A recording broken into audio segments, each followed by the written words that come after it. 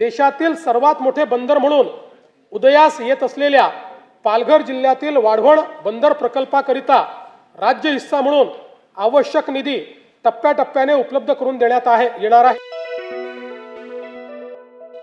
देशातील महत्त्वपूर्ण असलेल्या पालघर जिल्ह्यातील वाढवण बंदर संदर्भात राज्याचे मुख्यमंत्री देवेंद्र फडणवीस यांनी सभागृहात महत्त्वपूर्ण माहिती दिली आहे।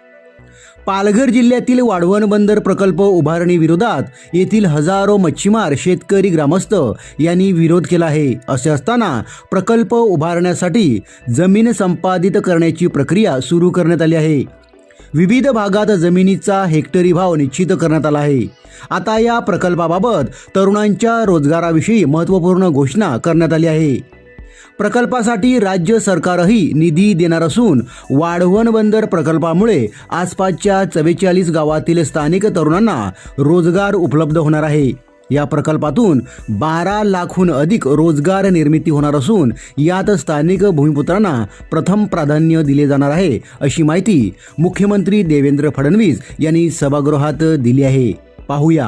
देशातील सर्वात मोठे बंदर म्हणून उदयास येत असलेल्या पालघर जिल्ह्यातील वाढवण बंदर प्रकल्पाकरिता राज्य हिस्सा म्हणून आवश्यक निधी टप्प्याटप्प्याने उपलब्ध करून देण्यात येणार आहे।